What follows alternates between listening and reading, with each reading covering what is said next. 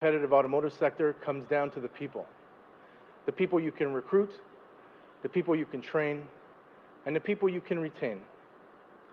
Thanks to the support of the Ontario government, Ontario automotive suppliers can find the homegrown talent that will ensure that the future of this sector outshines its great past. For over 100 years, the healthy automotive sector has been one of the greatest drivers of the Ontario economy.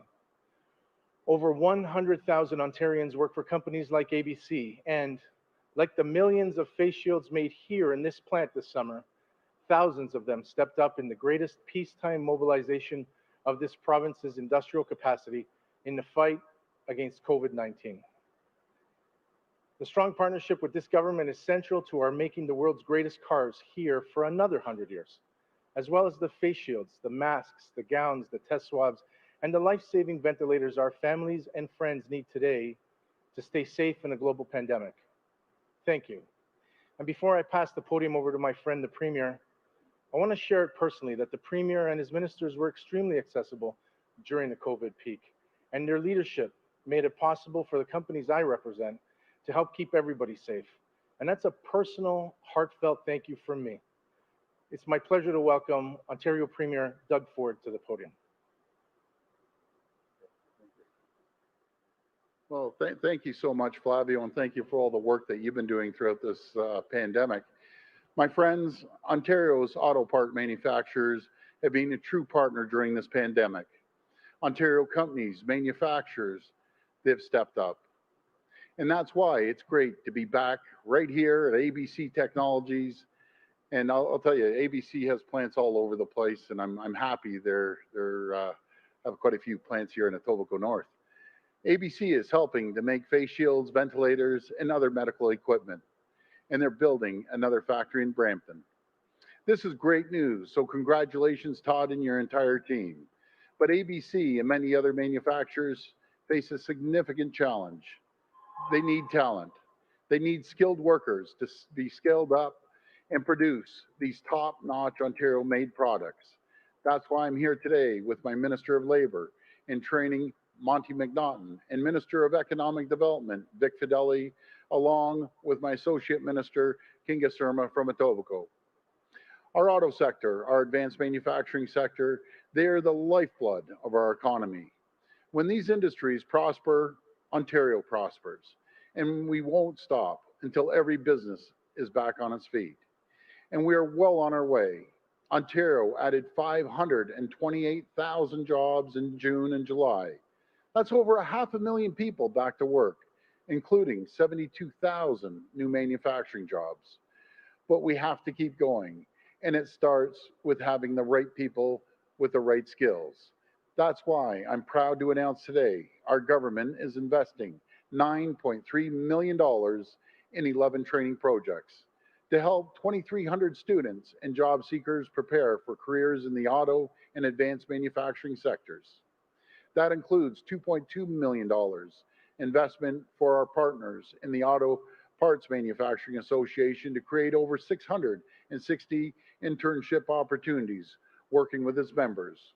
We're also supporting training and retraining programs at Fiat Chrysler and Ford, just to name a few.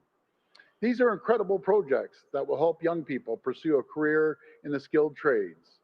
We're also helping job seekers upgrade their skills through our courses at George Brown, Humber, Sheridan, Centennial, and Seneca colleges. I always say, we have the people, we have the resources. We can make anything right here in Ontario, whether it's cars, planes, trains, or the state-of-the-art ventilators and N95 masks. And we're ready to train the next generation of innovators, entrepreneurs, and skilled tradespeople. My friends, Ontario is Canada's workshop. We are a manufacturing powerhouse. With these investments in our people, nothing, absolutely nothing can stop us. Thank you, and God bless the people of Ontario. Now I'll hand it over to Minister McNaughton.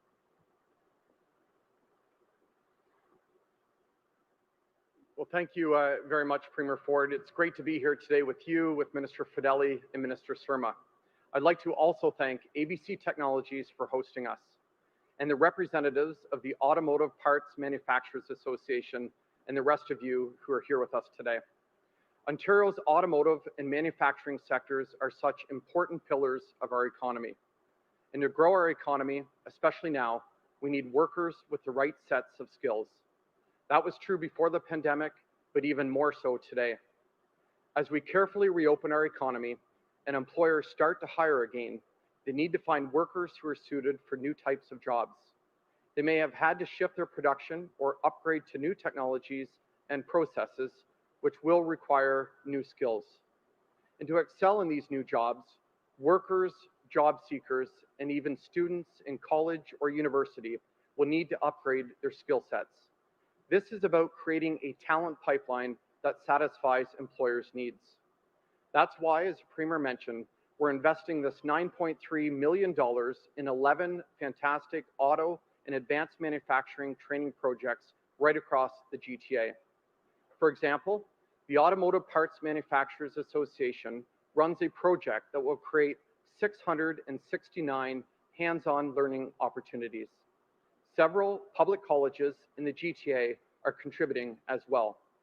They've developed tailored courses that train laid-off workers to do things like operate state-of-the-art computer-controlled machinery.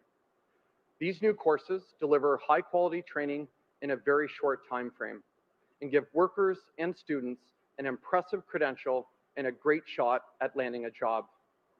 And as we've seen time and time again, jobs change lives. Thank you. I'll now invite Minister Fedeli to say a few words.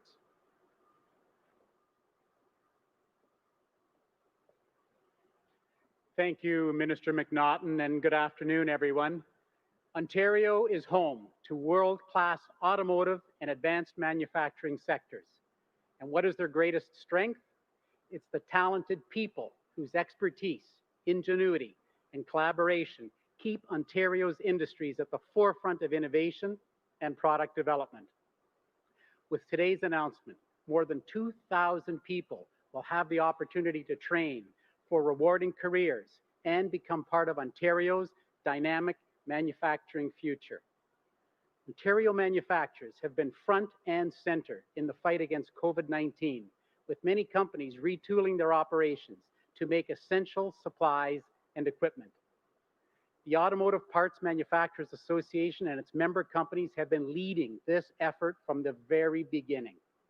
A great example is our gracious hosts for today, Todd and the team here at ABC Technologies. ABC moved quickly to help save lives. They're part of a group working with APMA and O2 Medical Technologies to build ventilators. At the outset of the COVID-19 pandemic, we launched the $50 million Ontario Together Fund.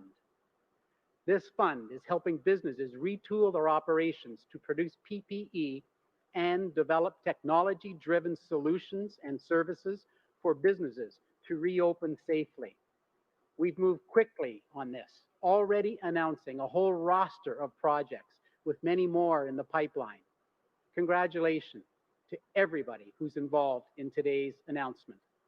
Thank you, and now I'd like to pass it over to Todd Scheppelman.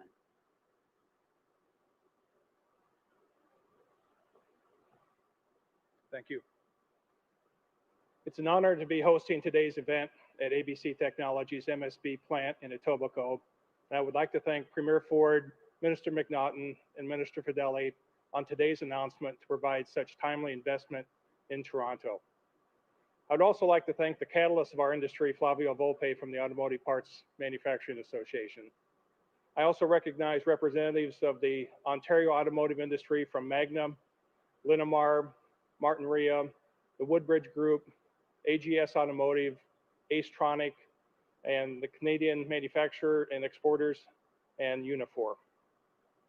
As one of the largest suppliers of innovative and lightweight plastic-based systems and components to the global auto industry, we are proud of our Toronto heritage and to be part of today's announcement. On behalf of ABC's 7,500 employees globally and 3,000 employees in the GTA, we thank the Premier and his team for their continued support to make Ontario-based manufacturing leading edge, competitive, relative, and world-class. This is a great industry and a great province, and I'm glad to see that we are investing in our collective futures. Investment in a skilled workforce for our industry will pay dividends for decades to come by adding to Ontario's strong, talented pool and provide high-paying and exciting careers to more than 2,300 people. Partnerships such as this are what is required to keep us at the forefront of the rapid changes facing our businesses at all levels. Our industry looks forward to working with the Premier and his team to continue to drive prosperity in Ontario and create needed skill sets within automotive and advanced manufacturing companies. I look forward to meeting with you again and appreciate you coming to ABC Technologies today. Thank you. Okay, we'll go to the phone line for questions. Just a reminder, it's one question, one follow-up. Great. Thank you, Todd. First question, please. Your first question comes from Robert Benty with the Toronto Star. Please go ahead. Hi, Robert. Hi. To ask about this decision by the 4 teachers unions today to file challenges with the Ontario Labour Relations Board over their concerns about the back-to-school plan, which is, of course, 2 weeks away. Yeah, Robert, before I hand it to the Minister of Labour, you know, I've come up here many times and I'll do it again. I'm begging now for the teachers unions to work with us. And I want to really emphasize, you know, I support our frontline teachers. They're incredible. I know, I have confidence they're going to step up to the plate and do an incredible job on keeping our kids safe and teaching our kids. But I just can't understand. You know, we've worked with every organization, every labor organization, every single group in the entire country at all different political stripes. And every single one, 99.9% of everyone's getting along, except there's one group. It's the teachers union. Why? I'll work with you. Everything that you've wanted, we've given you. We've put $1.6 billion into education, more than anyone, more than anywhere in the country, in any ministry. You wanted ventilation, we got ventilation. Wanted more money for teachers, we got more money for the teachers. We went up and got the reserves. We have more cleaning. We basically covered every single list. And I'm just asking, just once, for your cooperation. And Robert, I got to tell you a story. I've met so many teachers on the road, and almost every single teacher comes up to me, and the first comments out of their mouth, I apologize for the way the union is acting. That says it all. So, message to the teachers, I think the world of you. I have all the confidence in the world in you. And I know you're going to do an incredible job for our kids and get through this start as safely as possible. I'll hand it over to the minister now. Thank you. Well, good afternoon, Robert, and thank you so much for that question. Obviously, as you know, cases that are in front of the Ontario Labour Relations Board is independent from our office and our ministry. But I can tell you what we have been doing. We have boots on the ground every single day. Our inspectors have contacted all the school boards across the province, and they're visiting them every single day. As well, I'd like to point out that, you know, during this pandemic, we've helped literally millions of workers across the province either stay on the job during COVID-19 or return back to work. And we've had great success here in the province of Ontario, employers and employees working together to protect the health and safety of the public and every worker in this province. Look, my role is clear as a neutral overseer of labor relations and the Health and Safety Act, but the law is clear, and employers across the province realize that the Occupational Health and Safety Act says that employers have to protect their workers from hazards on the job, as well as infectious diseases like COVID-19. And we've had great success in the province of Ontario in thousands and thousands of workplaces doing that. And we're going to do that in schools as well. Follow up? Yeah, and back to the Premier, I wanted to ask on a different subject. The House is set to come back mid-September. Yes. Have you given any thought to proroguing so that you can have a throne speech and reset your agenda, given the new reality that you're facing I know we know that the finance minister is going to have a budget before November 15th. We know that it's going to be record high deficit. Have you given any thought to prorogation? And if so, why? If not, why not? Well, we aren't going to prorogue. We need to be there working around the clock, and we all have been working, even if we aren't in Queen's Park. But we have a lot of items to get done, so we won't be proroguing. We'll be working all the way through. Next question. Your next question comes from Lucas Meyer with News Talk 10. Hey, Lucas. Thank you very much. Premier, also on education, we are seeing quite a bit of chatter online, which doesn't seem to make any sense to me, is this whole discussion about potentially collapsing classrooms. Either, you've got a number of students that don't come back. So you have a class of 3 where there's, 10 or 5, 7, or 8 or what have you, and then you put them all into one class. Or even collapsing by grades 4, 5, 6, put them all in one class. This seems to make no sense based on what everybody is trying to achieve here. So very simply to you, are we going to see collapsed classrooms either by the same grade or different grades come September? Well, Lucas, I have a rule of thumb, and this is for the people at home. Don't believe everything you hear online and on Twitter and all the rest of the nonsense. Believe what you hear at the press conferences. Believe what you hear, the message through the minister or government officials. But what we're doing, we're giving the boards of educations the authority to make sure we have a safe classroom. We're giving them the funding. And what is good for Kenora is not good for Kitchener. That may not be good for Peel Region or Toronto. So again, I had a conversation with all the directors of the boards of education, along with all the chairs, and I have confidence in them. I know they're going to do a great job, and they're going to work their hardest to make sure their area is suited to bring the kids back in the most safest way possible. So no, I haven't heard that. Not saying nothing's going to happen. I'm just saying I've never heard of that. But again, that's up to the individual boards. Follow up. Okay. Yeah. Thank you. Yeah. So I take it from that, Premier, that it's certainly not the government's intention to do that. But do I take it that if there were any instances of collapsing, that would come from the board? That's correct. Does this all make the parent surveys that are going to be coming out to you even more important than they already were? Well, again, I listen to the parents. I understand they're very anxious. I'm anxious. Lucas, when they give me the numbers, the first thing I ask is how many kids under 19 ended up getting COVID. And the first thing I asked today when they gave me the numbers is 21 kids ended up getting COVID under 19. And we are creating an environment through Dr. Heyer when there's a case, because there will be his case, as sure as I'm sitting here and everyone knows it, we're going to react. We're going to move in there. It's going to be like the stormtroopers moving in, making sure everyone's taken care of, following the proper protocol and procedures. I can't sit back, and I won't sit back and tell people, oh no, everything's going to be perfectly fine. There's going to be 2 million kids coming back into class with 160,000 teachers. And before they even got into class, just one day alone, 21 kids under 19.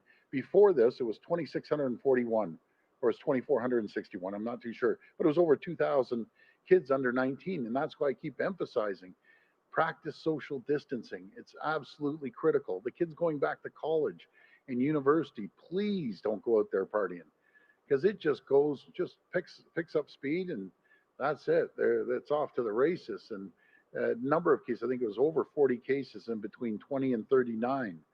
The only positive news was when I said, how about the seniors? They said 3 cases over the age of 80.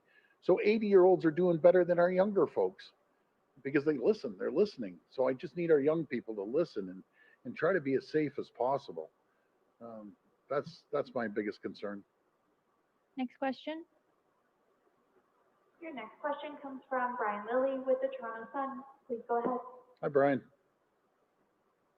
Teacher unions in their news release today said that you are not taking your government, sorry, not you specifically, but your government is not taking every step necessary to secure being that you're putting children and teachers at risk. Do you believe that you've done everything that needs to be done to have a safe reopening? We have done absolutely everything that they've wanted, everything that the advice from the health table, everything from the Ministry of Health, everything from the Minister of Education. We're sparing nothing. Every idea possible we're putting into the classrooms. Again, it's, if you compare the report card with all the other provinces, it's night and day. And we're doing everything we can. We're going to continue doing everything we can. And on top of putting Dr. Heyer in there last week as well. Brian, my concern is how at the peak of this, and it was running rampant, that PSWs walked into long-term care homes. It's like firefighters, as I described, walking into a burning building, and they don't say a word. They're heroes. The frontline healthcare workers are heroes. The doctors are heroes. How about the grocery store clerk and the peak of this, checking out hundreds and hundreds of people? And then we create the safest environment we possibly can for everyone. And the teachers' unions just want to fight. They want to fight with everyone. I don't want to fight with you. I want your cooperation like every single person in this country has been cooperating, except the teachers' unions. And please, the teachers listening, I love you. You're going to do a great job. I totally differentiate between the two. It's, these people are going to be heroes, and these people want to cause trouble. I don't want to fight. Simple. I want to get along. I just can't be any clearer than that. So that's it, Brian. Follow up? You mentioned earlier that you've been able to sit down and work with every other grouping across the economy, different people, different political stripes. And if you can sit down in a room and work with Justin Trudeau, who was beating you like a pinata last fall during the election, and then you can turn around and have a good working relationship with them, why not the teachers? Have you thought about inviting Remy Sabrin, Liz Stewart, Harvey Bischoff, and Sam Hammett to Queen's Park to have a meeting with you, sit down and hash it out over the boardroom table? I have no problem. I think it's the ideology. I really do. It's just no matter what we do, it's just not going to be good enough. And to be fair, the Prime Minister, we kind of beat each other over the last year. But again, good example that we can sit down and talk things out. And I talked to the Deputy Prime Minister over the weekend. How can that happen when it's just one group? But it's the same group all the time. I remember back in the day of Bob Ray. I remember back day of Mike Harris, and they want to fight with my predecessor, Kathleen Wynne. They wanted to fight with Dalton McGuinty. They would just like to fight. What can I say? I don't want to fight. I want to move forward. But honestly, people see right through them right now. I hear it on the street. Maybe they don't hear it. Maybe they're living in some sort of magical bubble. But when the teachers themselves are coming to me and apologizing for the behavior of the union, not one, numerous, says it all to me. And I tell them I appreciate the great work they're doing. Okay, this will be the last question. Your final question comes from Nicole Lampa with CTV News. Please go ahead. Hi, Nicole. Good afternoon. A child has tested positive in Halton, Norfolk for COVID-19, and now the child care center the child attended in Caledonia has declared an outbreak with more test results pending. And this child care center is in a secondary school, and this comes just days before school starts. What do you say to the impacted parents in Caledonia and across the province who are concerned about this and more outbreaks like this when school starts? Well, again, I'll be very frank. There's going to be outbreaks, and we have an incredible health team that's going to be going into the areas, and they have proper protocols. Every single person, including childcare, they ended up getting all their protocols at the end of July. I remember a few times I was up here, and they said they were confused. It's as clear as a bell. The protocols we put, I believe it was over 260 million or maybe 280 million. Over and on top of the usual spending to make sure they can hire more people, keep the areas clean and safe. And we'll have our public health team in there. And if there was an outbreak, they're probably already in there.